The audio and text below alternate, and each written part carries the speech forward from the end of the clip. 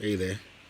Um, on this video, I want to talk about the issue of gender-based violence, which is something that has been plaguing South Africa and the world actually for many years. But recently in South Africa, gender-based violence has become such a huge problem that actually even the government has now taken notice that it is something that has to be dealt with.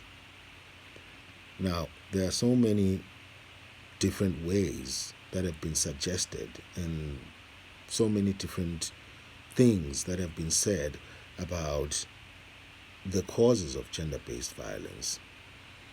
I don't think there is anybody, especially in the South African society, who can say that they haven't been affected by gender-based violence in some shape or form, whether that's directly or indirectly. That means that knowing somebody or having a family member who was affected by gender-based violence or who was a perpetrator of gender-based violence.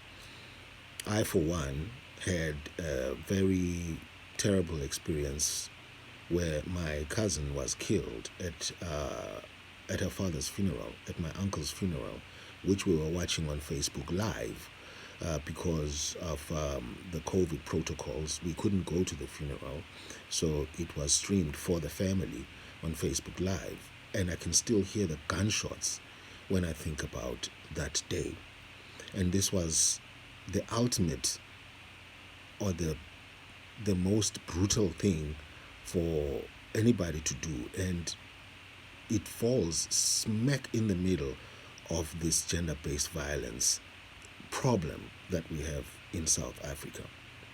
Because the reason that this guy killed my cousin was because he was not happy with the way that their marriage had ended. And I'm not saying that was the beginning of the gender-based violence. There was other things that happened before he eventually decided to kill her in cold blood at her father's funeral, in front of her mother, in front of her children, in front of his child, in front of us as the family.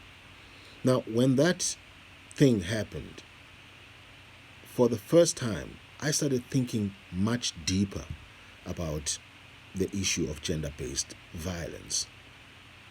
And what I came to realize was that the root cause of gender-based violence, or the basic element of it, is privilege.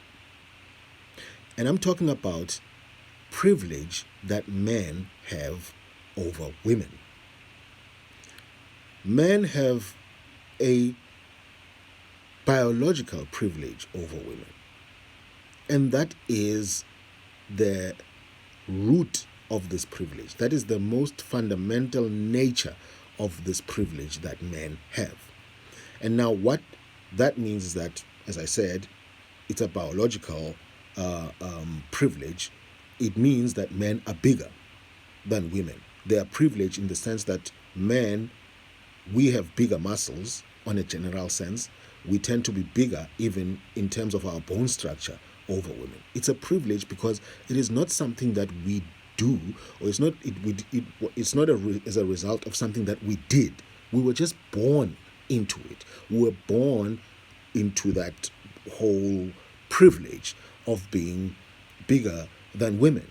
Now, how does that translate in the modern world where that really doesn't really count? Well, it translates in the sense that that privilege, as I said, it is the root. It is the privilege that men have had over thousands of years. This privilege that I'm talking about, this biological privilege, over thousands of years, it has been translated onto a psychological thing, meaning that people were conditioned, men and women conditioned themselves. And as a result of that conditioning, we had the societal norms that we have. But all of that, the root of it, is very biological. Let me give you an example. Lions, for an example. The male lion is bigger than the female lions. And in a pride of lions, you usually find one male lion.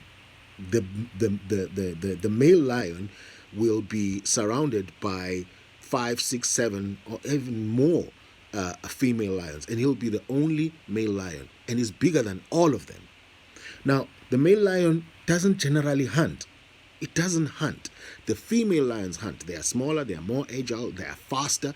They are the ones that hunt. And when they bring down the prey, it is the male lion that comes and chases them off and eats and gets what they call the lion's share and eats until he is full. And then the female lions come to eat. How does that happen? When there's like 5 or 9 female lions, yes, they might be smaller than the male lion, but if they would just come together, they could even kill the male lion if they would do that. But because of the conditioning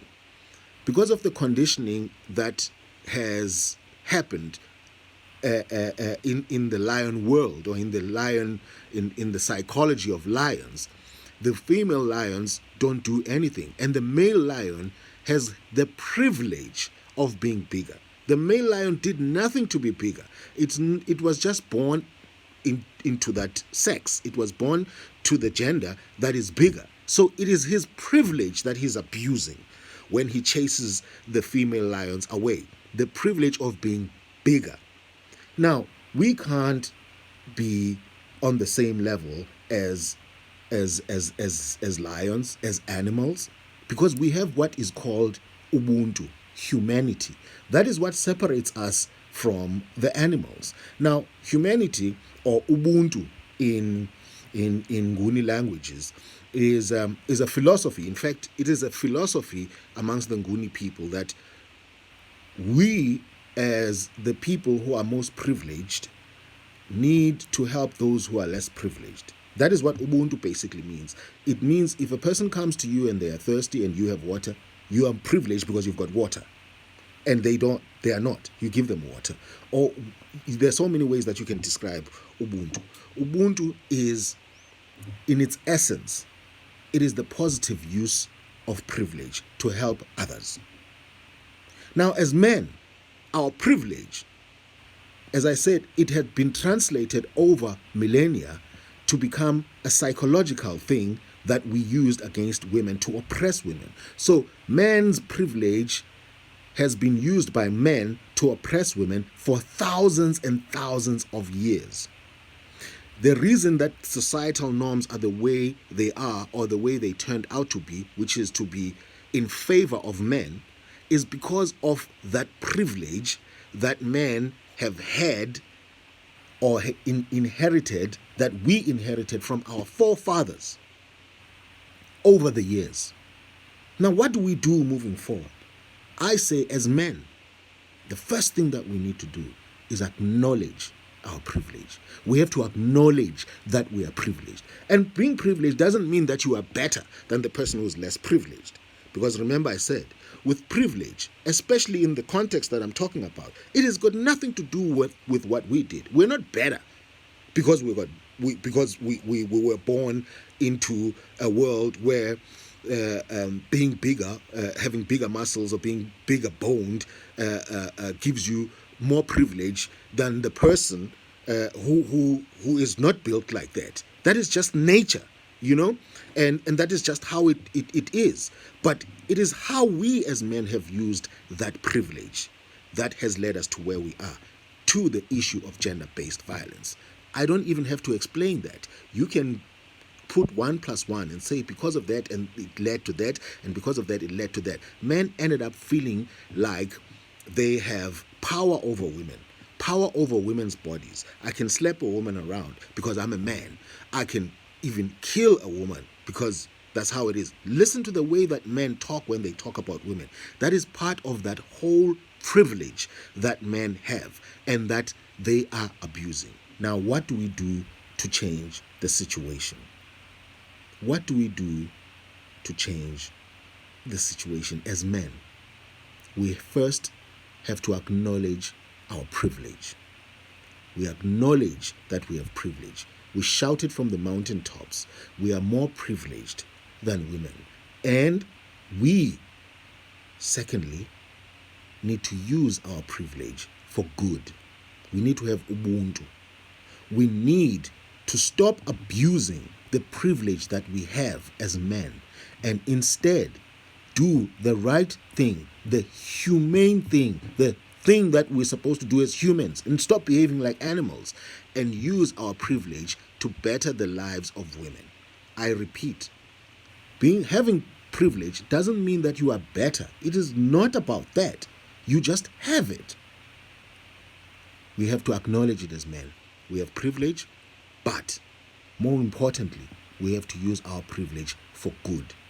Use our privilege to protect our women from whatever they need protection from, even from amongst each other as men. Use our privilege to help better the lives of women. Because we have that privilege. We as men have the privilege. That is why the solution lies with those who have the privilege.